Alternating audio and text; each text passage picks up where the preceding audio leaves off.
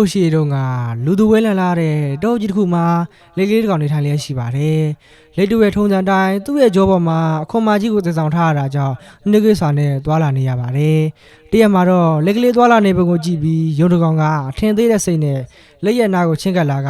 အဆွေလေးအသွင်သွားတာရမ်းကိုနှိမ့်လွန်းနေတယ်အသင်ကိုတနာလိုက်တာဆိုပြီးအထင်သေးတဲ့စကားပြောဆိုလိုက်ပါတယ်။လက်ကလည်းမခန့်ချင်းစိတ်နဲ့အဆွေယုံအတင်သာလက်ခံမဲ့ဆိုရင်တင်းနဲ့ကျွန်တော်အပြစ်ပြချင်ပါတယ်ဆိုပြီးပြောဆိုလိုက်ပါတယ်။ရုံကလည်းချက်ချင်းဆိုသလိုလက်ခံလိုက်ပါတယ်။နောက်တစ်နေ့မနေ့ကိုရောက်တဲ့အချိန်မှာရုံနဲ့လိုက်တို့ကအပြစ်ပြိုင်ဖို့အသင့်ဖြစ်နေကြပြီးပြိုင်ပွဲစားတာနဲ့ရုံကသူ့ရဲ့လျင်မြန်မှုကိုပြသတဲ့အနေနဲ့အပြစ်နေခဲ့ပါတယ်။တနာစရာလေးကလေးကတော့ရုံရဲ့နောက်မှာကြံခဲ့ပြီးတိရွေးနေတာသွားလာနေခဲ့ပါတယ်။ဒီလိုနဲ့ရုံကလေးဟာပြိုင်ပွဲလမ်းခုလက်ရောက်မှာ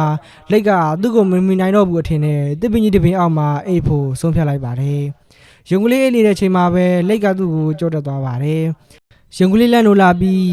ပြိုင်ပွဲကိုတတိယသွားတဲ့အချိန်မှာတော့သူဟာလုံကုန်နောက်ကျသွားပြီးလက်ကပန်းဝင်သွားခဲ့ပါတယ်။နောက်ဆုံးမှာတော့လက်ကအနိုင်ရရှိသွားပြီးလောကမှာဒီဇိုင်းမဲ့စူးစမ်းရင်ဘာမဆိုဖြစ်နိုင်တယ်ဆိုတဲ့အကြောင်းကိုသက်သေပြသွားခဲ့ပါတယ်။ဗီဒီယိုလေးကိုဆုံးဖြတ်ကြည့်ပေးတဲ့အတွက်ကျေးဇူးတင်ပါတယ်။ဒီလိုမျိုးကာတိုပုံမြင်လေးတွေကိုကြိုက်နေတတ်တယ်ဆိုရင်တော့ကျွန်တော်ရဲ့ channel လေးကို like and subscribe ပြုလုပ်ပေးသွားဖို့တောင်းဆိုလိုက်ရပါတယ်။